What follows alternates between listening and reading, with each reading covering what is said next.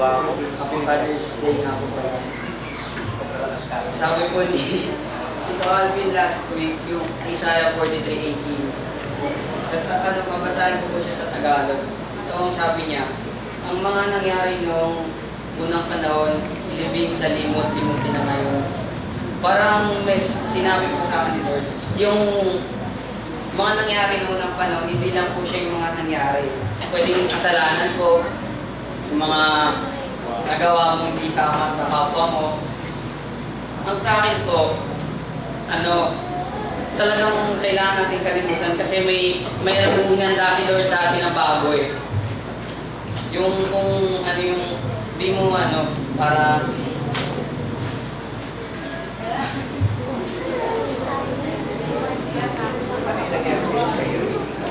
ano yung nangyari po sa akin sa prayer.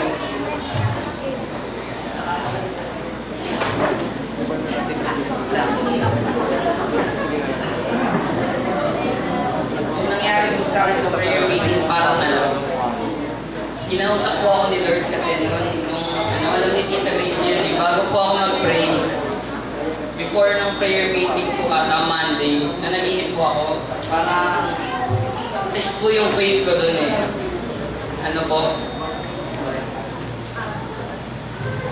Ang may parang may bad spirit po dyan sa tabi. Pero hindi ko siya mapaalis. Kumbaga hindi ko po ma-review kung gano'n. Parang gano'n po. Pero tapos nung nagpe-pray ako, parang sinabi sa akin ni Lord, wala akong tiwala sa Kanya, wala akong faith. Kaya nung po, nag-pray po ako doon.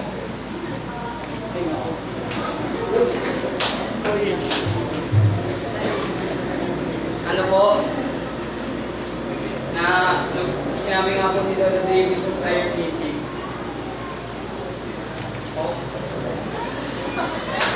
Hindi ko na namin kay Tito Alvin. Parang pinamukha sa akin ni Lord yun. Wala ko tiwala sa Kanya, parang gano'n. Pero after po nun, nung nag-pray po ako, sobrang gaan po ng pakiramdam ko. Tapos parang pakiramdam ko, na rin po yung prayer ko. Kasi, dun sa prayer ko po, kapag ako mag-isa, first time ko makakita talaga ng gano'n. Di ko po ako nakita ng gano'n na sasabihan po ako ng gano'n sa akin. Pero alam ko po galing kay Lord yun.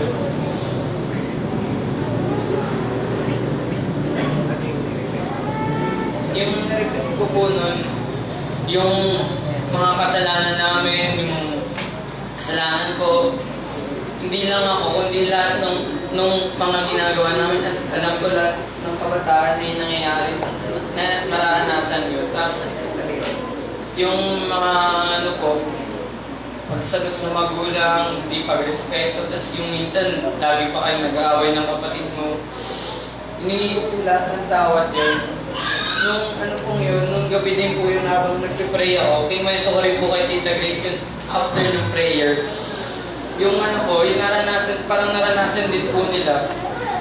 Yung spirit ko po, tumataas. Hindi ko po alam kung anong nangyayari sa akin. Parang may bumihila po sa akin pataas. Pero, ito po yung, parang di rin po natuloy. Kasi parang may gumalaw po ata sa akin. Pinapakiramdaman ko po.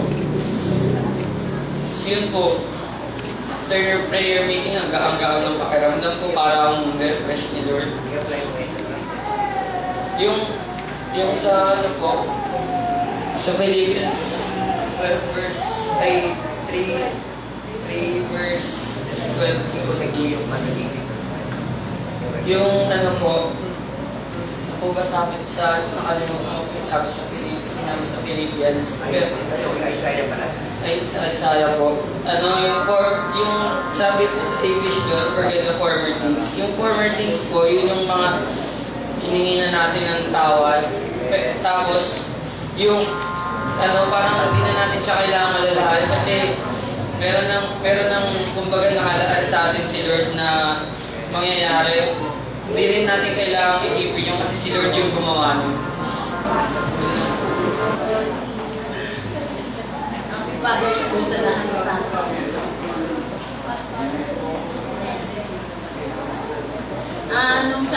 po, yung kuha ko lang po doon sa Isaiah 43:18-19. Ito ang sabi niya. Ilibin mo na sa limot at huwag mo na alalahanin pa ang mga nangyari noong unang panahon. Masdan mo ako. Ako ay gagawa ng isang bagong buhay. Ito'y nagaganap na. Hindi mo ba nakikita? Gagawa ako ng isang daanan sa gitna ng disyerto at magkakaroon ng ilog sa lugar na ito. Gusto ng Diyos na baguhin ang ating buhay. Dito sa Isaiah ay ginaganyak niya tayo na magkaroon ng bagong pananaw at bagong interest sa mga bagay na nauukol sa Diyos. Kalimutan na natin ang nakaraan at baguhin ang ating focus. Ano ba ang ginagawa ng Diyos sa buhay natin ngayon? Ano ba ang gusto mong gawin ng Diyos sa buhay mo? Hindi tayo nararapat na tumanggap na kahit ano mula sa Diyos. Pero, dahil sa mahal na tayo, gusto niya tayong tulungang magbago. Binibigyan niya tayo ng pag-asa. Sinasabi niya, kalimutan na natin ang mga nangyari noon. At ito na siya. Nagbibigay ng pagkakataon para makapag-umpisa tayo muli. Tuklasin natin kung ano ang gusto ng Diyos para sa atin. Kapag tinignan mo ang iyong buhay, ano ba ang nakikita mo? Mga problema ba? O mga posibilidad? Pwede tayo mamili. Isipin ang mga nangyari na at ang mga problema ngayon. Ito i-focus ang ating buhay. Ang ating mga iniisip kung ano ang gusto ng Diyos para sa ating mga buhay. Daan, o disyerto, ilog, o kaparangan. Pinalaya tayo sa kasalanan sa pamagitan ng Panginoong Kristo. Kaya, magtiwala lang po tayo sa Diyos. Babaguhin niya ang disyerto ng ating mga buhay. Na ang kapalit ay buhay na puspos, nangangastong, layunin at biyaya ng Diyos. Maraming salamat po. Sa aking buhay, natundin po sa aking buhay ang Isaiah 43:18-19. Salamat po kay Sir Alvin. Dahil po ako, sa buong buhay ko, hindi po ako nakaranas ng pagmamahal ng isang magulang.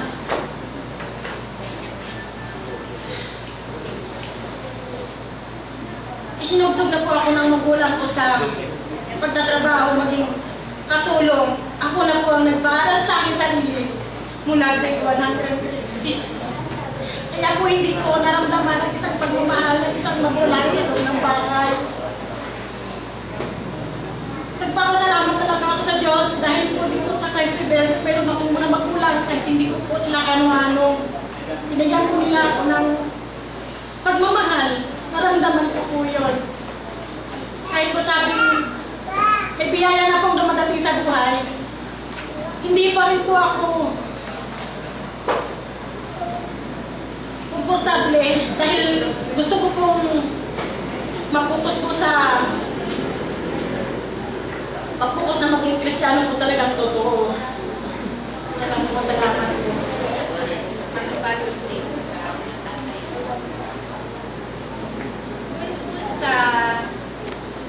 Doon po sa talata na Philippians, ang sabi ko ay hindi dahil sa nakamtan ko na. Ganun po na. Ang binigay na aral sa akin doon hindi dahil sa nakilala mo na ang Panginoon, hanggang doon ka na lang. Pero may dapat kang gawin. Sabi nga ng Panginoon na hindi dahil sa ganap na, pero meron akong pinagsisikapan na gawin.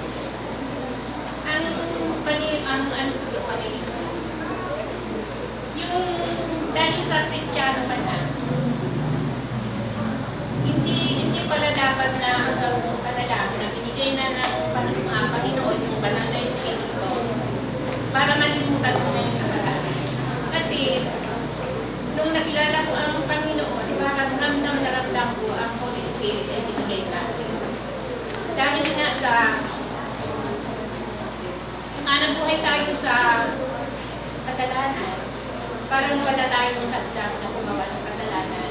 Pero once na nakilala natin ang Panginoon, tinanggap natin, binigay sa atin yung unang Espiritu na binabalak mo pa lang, meron na yung bumubulong sa'yo na hadlang. Nakikipag-agawan yung Holy Spirit at saka yung yung Diablo. Gawin ko pa to kasi ganito ganyan. Binibigay na ng Panginoon yung Holy Spirit para mag-guide ka. Na kung saan kung minsan, nabibigla tayo. Ano nga ba yung buhay natin? Wala tayo makapagmura, malaya tayo makipag-away, malaya tayo sa lahat ng gawain na alam natin na mabuti, pero pagdating ng hindi masama natin talaga sa isang naman. Minsan nabibigla tayo. Yung pagmura, naumpisahan mo pala, hindi mo maitutuloy kundi patawarin ko ako. Ganun na yung buhay ko, hindi mo naman natatapos. At yung naman, yung sinasabi naman na, ano nga ba ang layunin ng Panginoon sa bakit ka ginawa? Ang layunin ng Panginoon na bakit ka ginawag, sabi nga niya na hindi lang dahil sa binigay na niya yung banal na Espiritu sa'yo, meron ka palang dapat gawin. Habang balikan mo yung verse na yun, nagtanong ako sa Panginoon kung ano nga ang Panginoon ang dapat kong gawin para maligod ka sa akin. Ano ba ang dapat kong gawin? Bakit mo ako tinawag? Ang binigay sa akin ng Panginoon ay once na tinawag na ikaw ang unang tinawag sa loob ng isang sambahayan, pananagutan mo ako sa bayan. Ikaw ang daan nila para dalhin sa paanan ng Diyos ang sa bayan. Ngayon ay hindi ko nagagawa. Yun ang aral ng Diyos sa akin ng Panginoon. Na hanggang ngayon, matagal na po akong tinawag ng Panginoon. Pero yung layunin na yun na binigay sa akin kung ano yung na dapat kong gawin, hanggang ngayon hindi ko nagagawa. Dahil ang sambahayan ko ay wala pa rin sa akin. Hindi pa rin sila sa akin. Ngayon yung kahinaan ko na pagbigay sa kanila, na isi-share mo o dapat isi-share mo yung nararanasan mo, nagawa ng Holy Spirit sa'yo. Ang ginagawa ko na lang na alam ko naman na nakakita nila sa akin. Ako'y nagsisikap na maging halimbawa sa akin sa bahayan bilang nanay.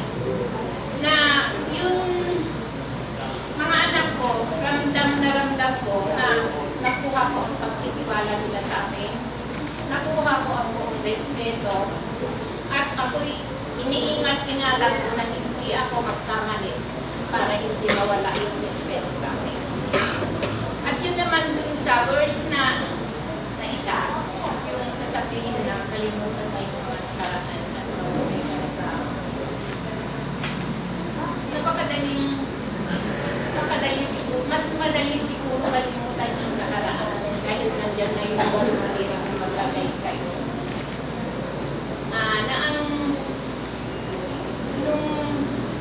Ang sarap pagkakilala ng Panginoon, na nung nakilala ko ang Panginoon, ang nasasabi ko, yung patuloy na nararanasan ko na ang kamay ng Panginoon. Ang sabi ko, Panginoon, sabi ko, sana mas maaga ko silang kilala para hindi ako nagagawa ng pagkakasal. Yun po ang lagi ko sinasabi sa Panginoon. labis ko pinagsisisihan kung ano man ang nangyari sa akin. Wala sa akin. Pero yun po ay talagang inaalagaan ko yung bagay na yon na pagkakamali na hindi na makita pa sa akin. Sabi nga ay ibang nasa limon. Mga nakaraan. At pinipilit ko kung gumawa na yun. Ang na kung saan ko. Siguro naman po nakikita rin naman yung sa kalwa mo, ganyan, na makikilala ka nila na sasabihin siya pag ano ay born again kasi yan. Ngayon yung born again na yan na pinano na sa atin, pinansag na sa atin yun dahil alam nila na tayo isang Kristiyano na kailangan po pangalagaan natin para hindi masira ang pagtitiwala nila sa Panginoon. Lalo na pag nagsishare ka po, dapat makita nila sa atin ang yung sinishare natin na kapangyarihan ng Panginoon. Para lalo tayong makaakay. Na kung ikaw na po ay nagsishare ng salita ng Diyos tapos ikaw naman ay nakikitaan ng sama, paano natin sila magdadala sa Panginoon? Yun po ay binigay sa akin. Pero meron po akong bilang isang Kristiyano na yun siguro ay napagtagumpayan ko yung mga bagay na yun. Pero meron talagang napakahirap na hanggang ngayon kailangan ko ang gabay ng Panginoon. Dahil siguro, sasabihin siguro na sa aking mga anak, perfect mother. Yun ang sasabihin ko. Pero pagdating siguro sa may asawa, hindi ko perfect. Yun lang.